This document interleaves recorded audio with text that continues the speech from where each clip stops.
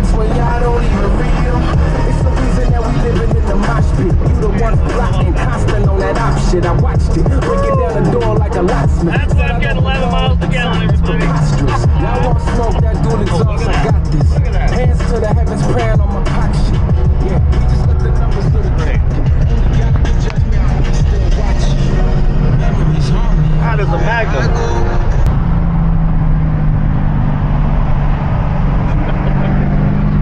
All right, folks, that was fun. I do love this car. It is amazing to drive, and I will tell you the difference between a manual and an automatic is night and day, and I cannot imagine driving this car without a manual at this point. Is the automatic faster? Of course it is. So save your comment, but being able to bang through those gears and be in control of this car, it is just primal. You are in just in sync with the machine from the most primal level. I mean, it doesn't do anything unless you decide that you want it to do something, and that, I think, is what makes this car so much fun. So is it the fastest? Nah. Is it the lightest? Of course not. But it's the best looking, and it sounds the best, and it's plenty fast for me. I love this Scat Pack. I love that I don't lose traction when I bang through the gears getting on the freeway. Also, and it just keeps on grabbing. Damn, this is a great car. And you know what else I just got to say to all of you who like to comment and say, oh, the Tesla Plaid can beat it, and you know, the Tesla Model Y can beat it, is what you just heard right there was exactly why I will never have an electric car. It's just, it's not an experience. That's an experience. I've said this before, and now I hear it everywhere. So maybe I stole it from somebody and didn't know it. But the difference between cooking a burger on a barbecue in your backyard in the middle of summer and tossing one in a microwave is night and day. And this is cooking on a barbecue, folks. Anyways, let's pull over because I've got a couple great stories to share with you just about this developing scenario with the UAW, as well as an awesome story about somebody getting a swinger for $6,500 under MSRP. This would never have happened just a few months ago. This market is softening. Yes, the UAW is on strike, and yes, there are a lot of questions in the air, and I hope that my second short story with some pertinent information relevant to this strike and how it's going to affect our favorite cars might help at least give you some talking points against some of these dealers that are jumping right on the bandwagon, thinking that it's time to screw the customers even more than they've been screwing us. And I don't think we're going to let them, we're going to give them any chance of doing that to us again. But you got to have information. You got to have talking points. You got to be able to play a little poker with them. You got to bluff them once in a while. You got to nudge them with facts and get them stuck when they're going, whoa, well, yeah, I don't have an answer for that. Well, then let's go in there and you sell me that car for sticker. So let's jump right in. I'll pull up the story and I want to share it with you because it is awesome when I get these messages sent to me, and you all have been sending them like nonstop, and it's proving that I'm right, that we're going to be able to get these cars more and more over time at great prices. Now, UAW strike could change things, and it could make it a little harder for a little while. Lots of factors that we cannot predict, but I can tell you, as long as we stay the course, as long as we don't give them our money on markups or add-ins, then we are in control of this situation. Let's get started. All right, so I got this message I'm going to read to you the other day from one of my subscribers, and I promised to keep his name and any geographical pertinent information out of this. Hi again, Brad. Here's the quick story. My Challenger arrived at a Dodge dealer late May of 2023. 7 days later, it was sold at a local dealer auto auction to another dealer and trucked in to a different brand dealer in another state with 27 miles on the odometer. The other brand dealer advertised it at $90,000. This is a swinger, just my exact car, for $90,000 for about 4 months. Clearly, nobody took the bait. It's happening a lot, folks. Asking prices are nothing more than that. A couple of weeks ago, the price on AutoTrader, the other brand dealer website, dropped to $59,995. Mind you, this thing was $66,815. I initially thought the sale price was BS, but after confirming on the phone, they sold it to me with 42 miles on the odometer, technically as a used vehicle. I learned the other brand dealer paid $76,000 for the vehicle, for the Swinger, hoping for a flip, and ultimately ended up wanting it sold ASAP. I consider myself very fortunate to be in the right place and the right time to score the deal. I'm local to blank, so it was well worth my time to drive 440 miles round trip to make all of this happen. This isn't an isolated story. I mean, it is because $6,500 is a lot off of MSRP, but it's not because a lot of people are getting these cars at or slightly below MSRP, and I've shared these stories in the past in my other videos just to make the point. But the biggest point I want you all to get out of this, if you're looking for what's the nugget I can take out of that story, it's a dealer thinking they could gouge us got burned. Got burned out of, 67, yeah, almost $20,000 by the time it's all said and done. Pretty close to that. Bottom line is, with its 15 or 20 grand, they got pinched because they got greedy. They held this thing. 4 months sat on this car. Another dealership ends up buying it for way too much and then ends up sitting on this car thinking they're going to be able to really nail somebody to the wall, and they can't. And finally get to the place to where just probably the general manager, the sales manager finally just says, get rid of that thing. It's just sitting here and it's costing us too much money. We're going to take the loss and get it off the lot. Why? Because they're holding out on so many other cars that they're not turning enough cars, and they need to get some cash flow coming in. And once they realized it's time to cut bait, they did, and they sold a car for $6,500 under MSRP, a special edition Scat Pack Swinger Shaker with a 6-speed manual in Sublime Green. Do I feel bad that I paid $6,500 more for mine? Absolutely not. I love this car. As a matter of fact, this has got to be my favorite car, and I know people say, but what about your red eye? I think just the way this thing looks and the way the manual drives, I mean, it's more fun. And I know that's crazy because the red eye seems fun. Red eye is just terrifying. Red eye is like jumping out of an airplane.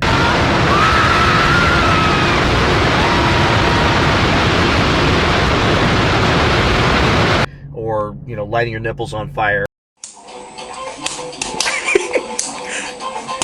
I mean, it's just a very different scenario driving this thing where it's a lot of fun. I'm in control of the car. I'm one with the road. This thing, I'm watching the shaker hood, you know, wiggle underneath the hood up there, and I'm banging through the gears. I'm grabbing the steering wheel, and this thing's making all kinds of crazy sounds from the motor, and it just is amazing. So, yes, this is my favorite car. So I don't care that I paid more because I want to see you all get better deals, and I want to see these dealerships come back to earth. And sometimes folks, people need to get dragged kicking and screaming into reality, and these dealers are. But now we've got this UAW strike, and they're surgically targeting certain areas to try to extend the length of the strike, because they've got about 11 weeks worth of strike pay. But if they all went today, but if they do it this way, they can stretch it out and create pain points and push towards negotiation. This thing may get solved quickly, and it may not. If it gets solved quickly, then we're good. It's going to be a blip in the radar.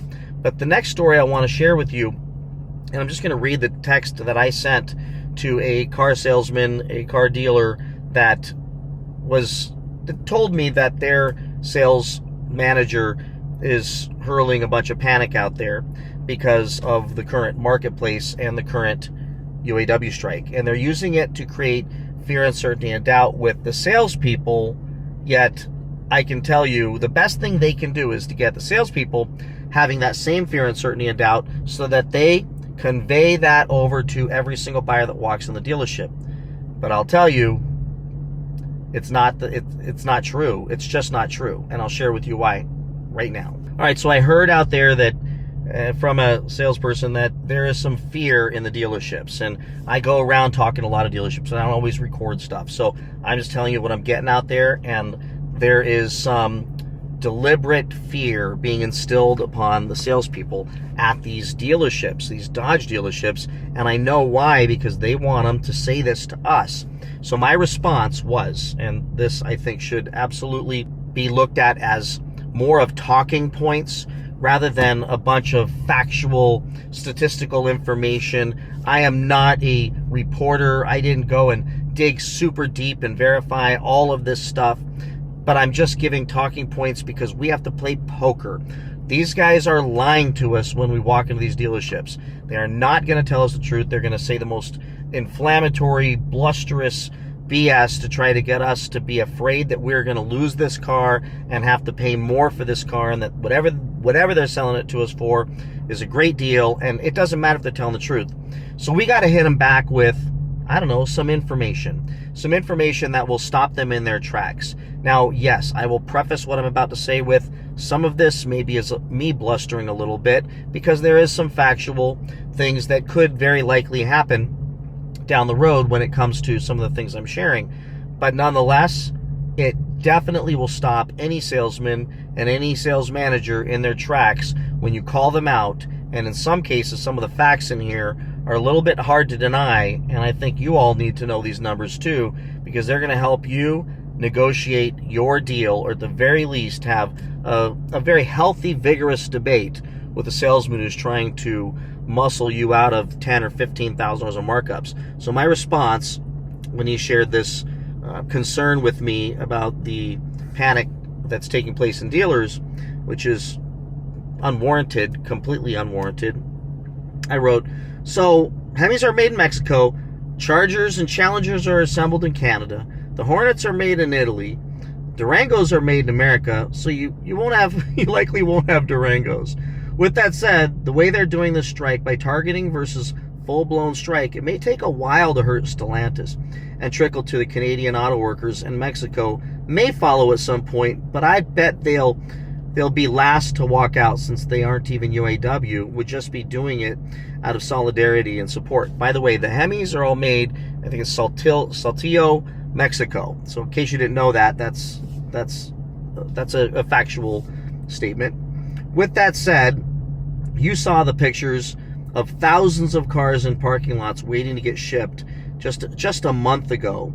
And Dodge has the single highest days supply built up of any manufacturer, meaning that it'll take much longer to affect Stellantis and, well, Dodge. But you better believe that your bosses, the dealerships, will capitalize on this to try and create profit from panic, even if there's little reason for real panic. And then I'll put up on the screen this from an article that I dug up, and I did find the research, which says GM sales are likely more vulnerable in a strike as GM's sales pace is stronger and supply more limited. So any disruption will be a negative. Stellantis sales, on the other hand, have been weak, so with abundant supply, their sales would likely not be impacted for a much longer period of time. Ford is in between. Look at the data from our vAuto team. We see the total new vehicle market inventory volume is up more than 60% year over year right now, with 53 days supply. At the start of September, days supply for the D3 brands stood at, and I'm putting this on the screen so you all can see, and if you notice here, if you look at Cadillac, Chevy, GMC, they're 44, 51, 61, Ford 81 days, 85 days, and then 87 days for Buick. Ram 100 days, approaching 4 months. Chrysler 120 days, 4 months, and Dodge 100, winning by the way, 127 days of inventory, over 4 months of inventory, meaning if they stopped delivering any more cars today, that it would take 127 days to exhaust all of Dodge's inventory. I don't see this strike taking 127 days. There's a possibility it ends this weekend, possibility ends next week, in which case we've got little over 4 months for Dodge dealers to actually feel that they don't have a lot of cars, that inventory is getting thin. Certain models certainly are, maybe red eyes, maybe, but remember, we're dealing with Canada and Mexico, And yes, parts come from all over America as well, so it could be affected. And yes, will Canada jump in on the strike? Probably. I know they've been working on their contract. Will Mexico jump in out of solidarity? Maybe, probably. But as of right now, not even all the other areas are being affected because they're doing this in a targeted fashion. So they may not get to Stellantis. But here's the deal that I want to make about Stellantis before I continue what I wrote, is that Stellantis seems like they might have known this was coming. Well, they did. Everybody did. And everybody but maybe GM started ramping up production like crazy. And that's why we have pictures on the Hellcat forums of Scat Packs, Challengers, Chargers by like hundreds and hundreds, maybe even thousands, all lined up, piled up, ready to get delivered. So what I believe is going to happen is there's going to be so many of these cars coming to the dealerships. And well, I'll just read what I told him because I think I said it all here. So we've all forgotten how also, this is important.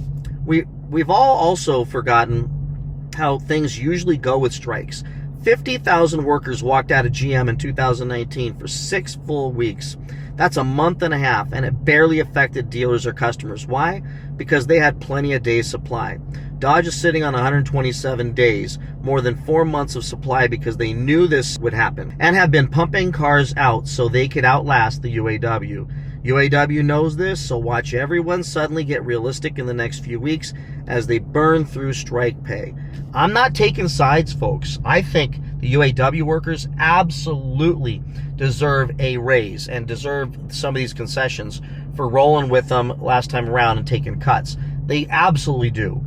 Somewhere in the middle, there has to be some understanding between UAW and the big three, considering that Tesla is not UAW, Toyota, Mercedes, BMW, all these guys don't have to deal with this stuff. So it makes absolute sense that if they want to play ball in America and still be part of America for the future years to come, they're going to have to figure this out, and they need to stick together because the outsiders are coming in and taking massive market share, and they're not union, and this is where there's a lot of controversy. So Tesla is sitting over there laughing in the corner thinking this is the funniest thing ever, while they don't even have to participate or play along, and dropping prices in the face of everybody else. It's crazy. So let me continue with, your bosses want to create profit out of panic, and who can blame them? This is America. This is America. Who can blame them? That's what they want to do. I don't like it, but it's what they want to do. How much you want to bet they'll start filling up that overflow lot around the corner as more and more cars show up?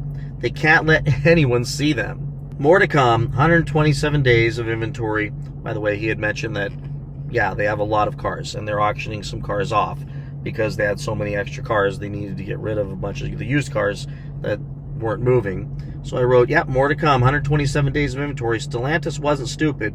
Well, no, they're stupid. I think they're stupid in getting rid of these amazing Hemi cars. They're stupid in a lot of ways. But in the end, they weren't stupid because they knew this is a European company. They knew this is going to happen. Let's just pump as many cars out as we can and make sure that we are the least affected. That's why you see them being more indignant. That's why I put that right here. They knew this would happen and prepared for it. That's why Stellantis is being hardcore right now. I said, share this with your bosses if they really believe this stuff. They need to know that Stellantis folks aren't stupid. They knew this would happen. They knew it would happen in America, and they weren't going to get bullied. You may end up with a whole crap ton of Hornets, though. I said, GM will cave in first. They have the lowest supply. Should be interesting to watch how this ends up unfolding. So in the end, I think my points are valid enough. There's probably some holes in some of these points, but the biggest thing I want to get across to every possible car salesman I can, every possible GM and dealership and general managers and sales managers and any of these folks, and if I can put this information in the hands of as many salespeople as I can when I'm doing my calls and I'm popping my dealerships, then at least I FUD, fear, uncertainty, and doubt, in their head. If I can place FUD in their heads, then it gives all of us a little bit more negotiating clout by using some of this. When they say, oh, well, it's all over, we're not getting any more cars, go to the Hellcat forums and look at all the Challengers and Chargers, the thousands of them in the last few months, that, you know, whether they're GTs or RTs or Scat Packs or there's a bunch of Demons, all these cars, they we're pumping them out like crazy knowing this would happen. With that said, we've got Mexico, we've got Canada, Italy. I mean, Stellantis is enormous. So they may be, and they've got a massive supply of cars to keep them going for a while.